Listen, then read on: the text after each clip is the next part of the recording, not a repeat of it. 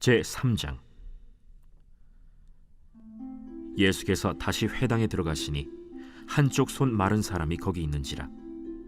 사람들이 예수를 고발하려 하여 안식일에 그 사람을 고치시는가 주시하고 있거늘 예수께서 손 마른 사람에게 이르시되, 한가운데 일어서라. 안식일에 선을 행하는 것과 악을 행하는 것, 생명을 구하는 것과 죽이는 것, 어느 것이 옳으냐? 그들이 잠잠하거늘 그들의 마음이 완악함을 탄식하사 노하심으로 그들을 둘러보시고 그 사람에게 내 손을 내밀라. 내밀매 그 손이 회복되었더라.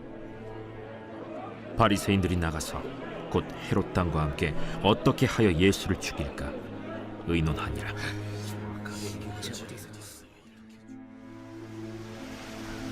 예수께서 제자들과 함께 바다로 물러가시니 갈릴리에서 큰 무리가 따르며 유대와 예루살렘과 이두메와 요단강 건너편과 또 두로와 시돈 근처에서 많은 무리가 그가 하신 큰 일을 듣고 나오는지라. 예수께서 무리가 애워싸 미는 것을 피하기 위하여 작은 배를 대기하도록 제자들에게 명하셨으니 이는 많은 사람을 고치셨으므로 병으로 고생하는 자들이 예수를 만지고자 하여 몰려왔습니다. 더러운 귀신들도 어느 때든지 예수를 보면 그 앞에 엎드려 부르짖어 이르되, 당신은 하나님의 아들이니이다 하니 예수께서 자기를 나타내지 말라고 많이 경고하시니라. 또 산에 오르사 자기가 원하는 자들을 부르시니 나온지라. 이에 12를 세우셨으니 이는 자기와 함께 있게 하시고 또 보내사 전도도 하며 귀신을 내쫓는 권능도 가지게 하려 하심이로라.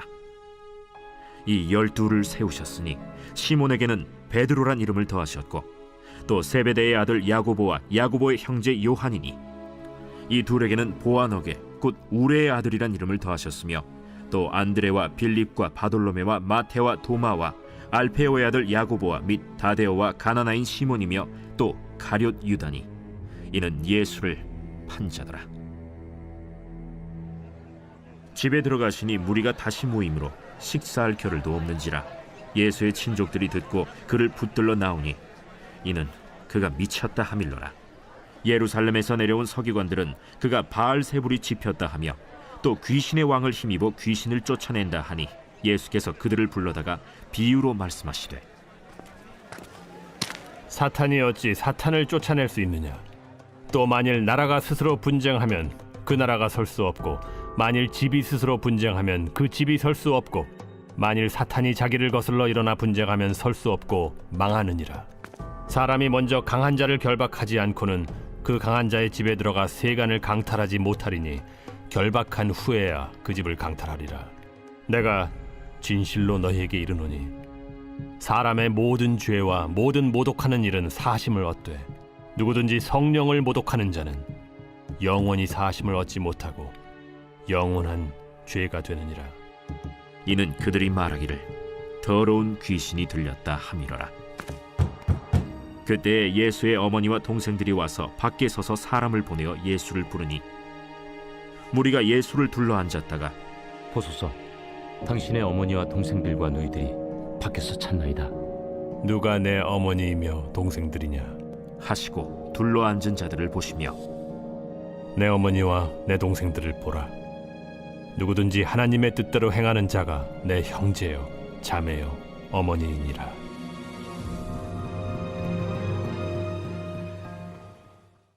할렐루야. 예수님의 공생의 사역 중에서 우리가 꼭 짚고 넘어가야 할 것이 안식일 논쟁입니다. 예수님의 사역 기간 동안에 종교 지도자들과 계속 논쟁이 일어났는데 그 이유 중 하나가 안식일에 대한 이해가 예수님과 종교 지도자들이 달랐기 때문입니다. 하나님은 십계명의 안식일을 기억하여 거룩히 지키라 라고 명령하셨죠. 이날은 쉼을 갖고 일하지 말아야 합니다. 이는 하나님의 형상으로 창조된 우리를 위한 명령이었습니다.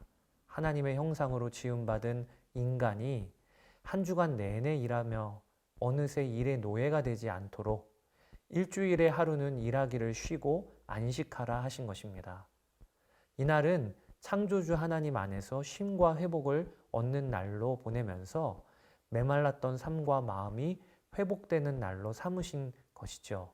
그런데 예수님 당시 종교 지도자들은 이 법에 온갖 구체적인 조항을 덧붙였어요. 안식일에 하지 말아야 할 활동으로 39가지 조항을 만들어서 그것을 지키는 것이 안식일을 지키는 것이라 그렇게 사람들을 가르쳤습니다. 그러면서 하나님이 처음 안식일을 주신 의도와는 전혀 다르게 율법을 변질시켜 버렸습니다. 하나님은 사람을 살리고자 안식일을 주신 것인데 종교 지도자들은 안식일 규정으로 사람을 통제하였습니다. 여러분, 이것이 복음과 종교의 차이입니다.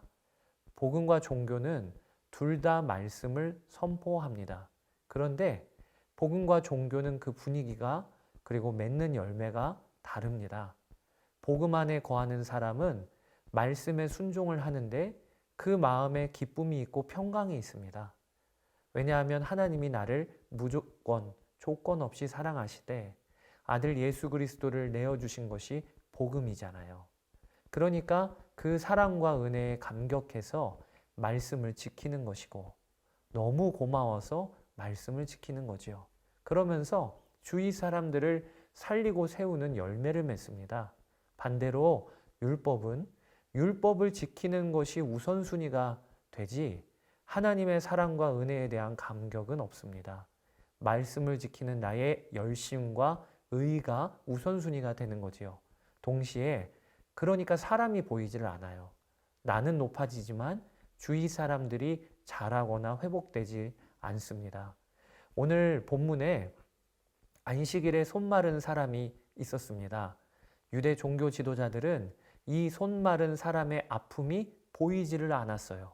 그저 이 손 마른 사람을 이용해서 예수님을 올무에 걸 생각만 했습니다.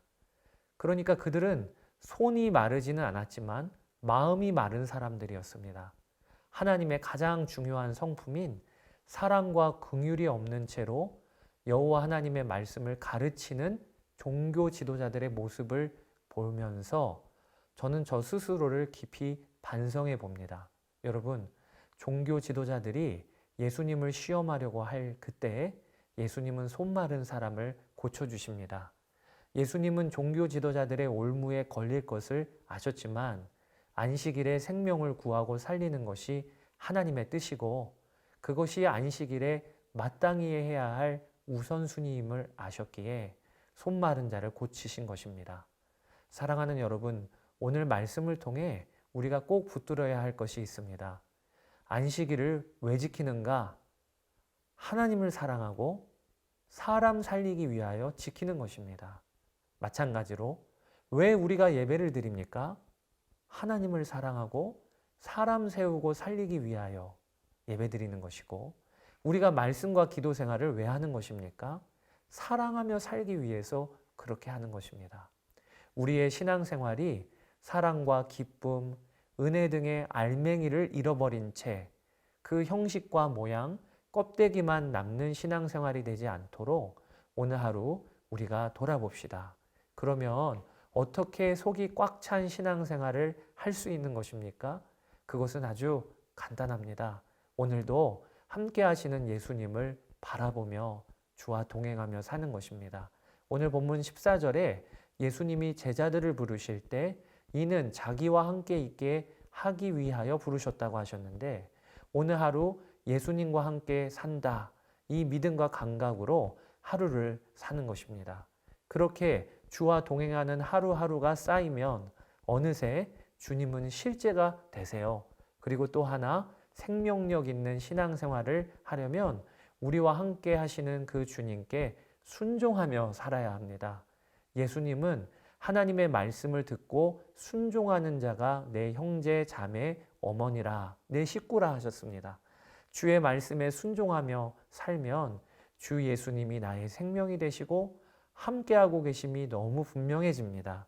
주를 바라보며 주께 순종하며 사는 여러분 되시기를, 그래서 사랑과 은혜 그리고 용서라는 우리 신앙생활의 알맹이가 풍성하신 여러분 되시기를 주의 이름으로 축복합니다. 감사합니다.